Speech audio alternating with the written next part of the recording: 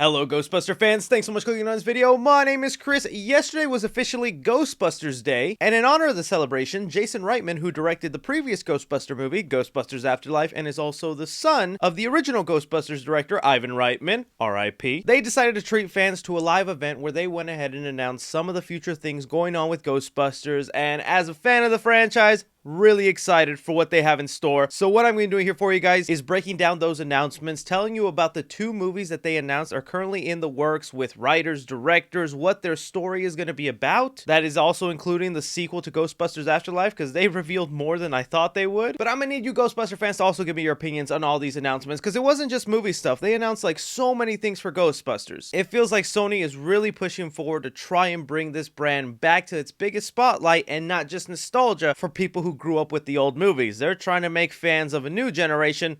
And I totally approve of that. So along with announcements and updates with things like a Ghostbusters VR game coming up, Dark Horse Comics will also be publishing some Ghostbuster comics that will actually be a prequel to the sequel for Ghostbusters Afterlife, so basically taking place between Afterlife and this new movie, as well as even an animated Ghostbuster series that'll be coming to Netflix. If you're a lifelong Ghostbuster fan and have known about the franchise since its inception, this one might be up your alley and interesting because they're taking the original idea Dan Aykroyd had when he created Ghostbusters. He originally wanted the film set far into the future where we had these janitor-like people that would go and clean up messes of ghosts, but for budgetary reasons they obviously couldn't pull that off for the 80s, but now we'll finally get to see that original vision in animated form. But with some of those quick highlights out of the way, to the movie side of things, we gotta talk about a newly announced Ghostbusters animated movie. Now I know there's always people who kind of want to flinch and not get all that excited when it's announced to be an animated movie instead of a live action film, but I think Ghostbusters really lends itself to animation, and it could be one of the things that makes Ghostbusters last a really long time and resonate with younger audiences to keep Ghostbusters alive and going. Some details about the animated movie go as the animated film will take us places that we've never been before. We love these characters and we're so excited to push the boundaries of what we think of as a Ghostbusters story. We will keep the flame burning bright with all these concepts, which will continue to grow what a Ghostbusters story can be. Reitman, the director of Afterlife, said, "An animated series and animated film will allow us to go deeper into places that Dan Aykroyd talked about when he first talked about Ghostbusters." So look, as someone who remembers when they announced an animated Spider-Man movie was in the works with Sony Pictures, and I was hesitant as hell. I thought they were milking the brand. They were going to come out with something that wasn't even close to Spider-Man level quality, and they produced an Oscar-worthy film that some argue now is the best Spider-Man movie ever made. That same studio is doing that for Ghostbusters now. Just thinking about some of those animated styles, the use of colors, the ghost designs they could create, whatever story they make up with a brand new cast of characters, I'm 100% down for this, and I hope it turns out good. But moving on there to the sequel for Ghostbusters Afterlife, not only did we get that confirmed that we are going to be getting that movie from Sony, but thanks to Ghostbusters Day in this event,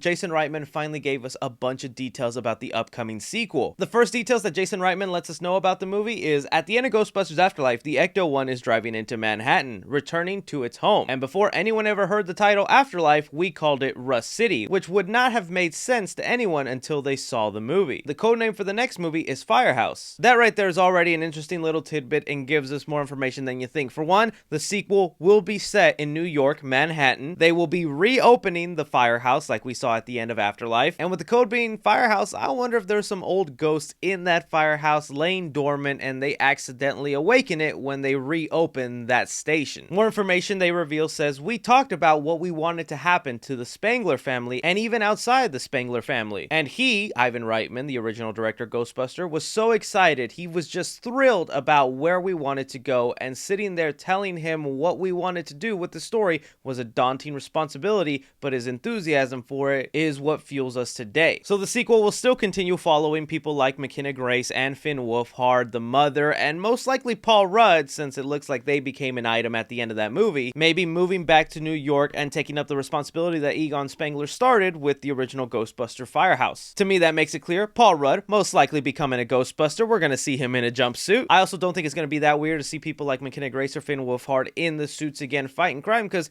they have hit a growth spurt since we've seen them. They are much taller and older looking. I think it's believable to have them as Ghostbuster trainees. I am curious how they're going to integrate people like Podcast or Celeste O'Connor's character, because as far as we know, they stayed living in the old town, and I'm not sure they were good enough friends to just follow them in New York and drag their families along. But I think Podcast and these other new characters were really well liked that they just have to find a way to bring them back for the sequel. I think what also gets me more excited though is if they open that Firehouse and they need new recruits, imagine who's going to be applying for the job as a new Ghostbuster and what actors they're going to have as kind of the new leads for that movie. Start taking your guesses on who you think they'll cast. And then one of the last details involving the Ghostbusters Afterlife sequel is they mentioned that Winston Zeddemore, aka Ernie Hudson, will be in the movie. He's confirmed to return, which makes sense. He was the one kind of funding and reopening the Firehouse. But also that his company, Zeddemore Industries, is going to play a strong figure in the future of Ghostbusters. That was something that really wasn't touched upon a lot in Ghostbusters Afterlife, but if you were following the behind the scene updates, you kind of knew about it, that Ernie Hudson's character, Winston Zeddemore, became like this successful businessman and owns a big company now. So I do wonder how they're going to make that connect and what exactly his relation is to the future of the franchise. It's also worth noting that Ernie Hudson mentioned at the Ghostbusters event, even though he wears a business suit, you can still expect him to most likely put on the old Ghostbuster suit, which also makes me wonder if the other OGs will be part of this movie. I kind of wouldn't mind if they're not, because I thought they had a really good close off in the last movie. Still, that's just what they announced. It's a bright future ahead for Ghostbusters. I'm glad this franchise is chucking on and it's not just collecting dust. I need to know from you guys, are you excited from these details that you're hearing? What theories can you make up for in your head? Anything and everything, be sure to like and subscribe. Follow me on Twitter at 3C Films or on TikTok at 3C Films. But as always, I'm Chris.